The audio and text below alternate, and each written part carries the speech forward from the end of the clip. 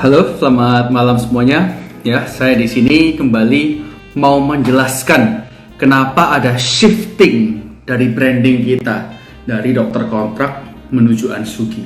Sebenarnya kita ada 4 alasan, ya, 4 faktor yang membuat kita harus pindah, harus shifting brand. 4 alasan ini adalah 4 pilar yang selama ini mendukung kegiatan dokter kontrak. Ya, dimana kalian bisa berpesta ilmu bersama, kalian menikmati ilmu bersama. Ya, hari ini saya akan menjelaskan pilar yang pertama, yaitu para pelajar, ya, akademisi, seperti kebanyakan dari kalian ini yang sekarang nonton live. Ya, kenapa harus diganti Ansugi? Program kita DRC 101 yang sudah penuh sampai overflow, sampai udah ditutup, masih transfer orang-orang, ya. Nah, kita kan nggak tahu ini harus diapakan.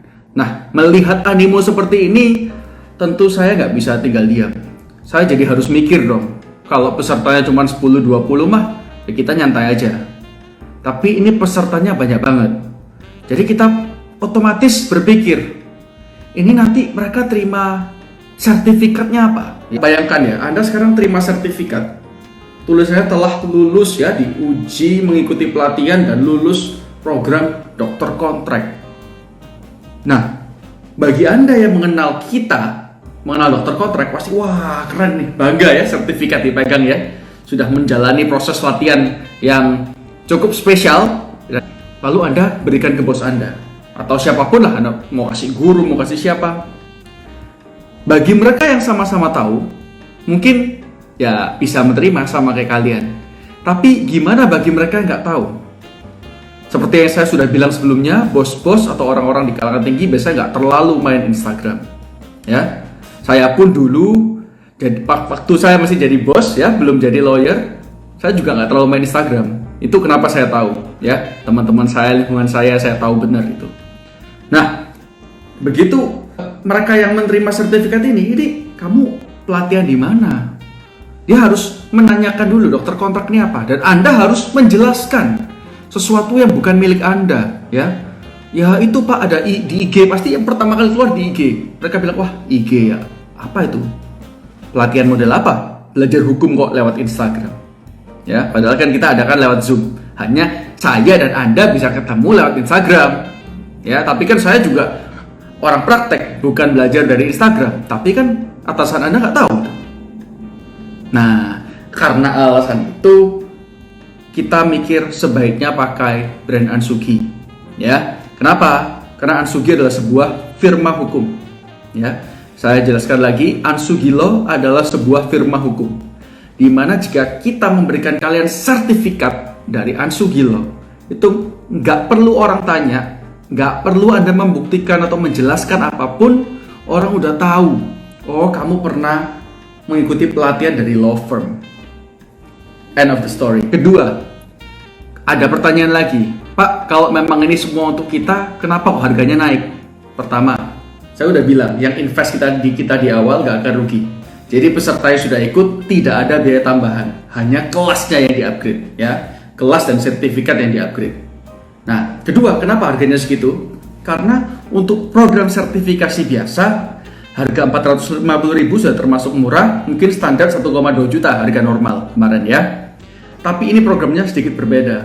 Berbedanya sedikit, tapi dampaknya gede. Ya, kenapa gede? Karena program kali ini adalah program semi magang, ya, program sertifikasi serasa magang. Nah, apa yang akan kalian dapat? Satu, kalian akan menangani kasus, ya.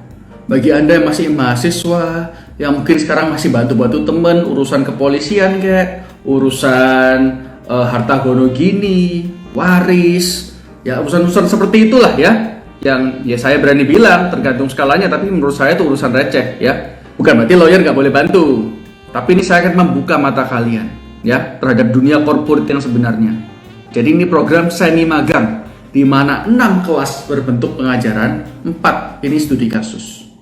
Nah, studi kasusnya itu apa? Ya kasus yang kita alami, yang Ansugi Law pernah tangani. Nah, kalau kalian masih merasa itu mahal, ya nggak apa-apa, nggak usah ikut. Kita nggak ada pemaksaan. Nggak apa-apa, kalau kalian nggak mau ikut, Ya nanti gigit jari aja pada saat kalian lulus ya. Kalian belum punya pengalaman apa-apa, masih toleh kanan, toleh kiri ya. Sedangkan teman-teman Anda yang join kelas kita udah bisa bilang dengan bangga, Pak, ini saya kapan hari ngurusin perkara sekian puluh M, bahkan sekian ratus M. Ya.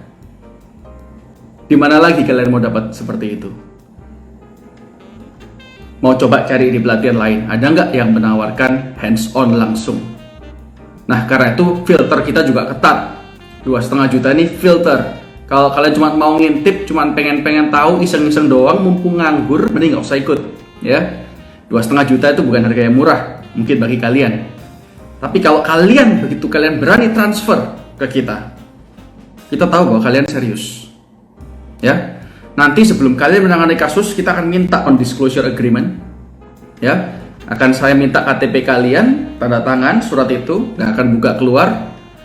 Tapi dengan adanya magang, ya, istilahnya bukan pelatihan tapi magang, itu kalian berarti secara hukum boleh dong akses berkas-berkas kantor hukum kita, ya kan? Kalian kan bukan orang luar, kalian anak magang hitungannya.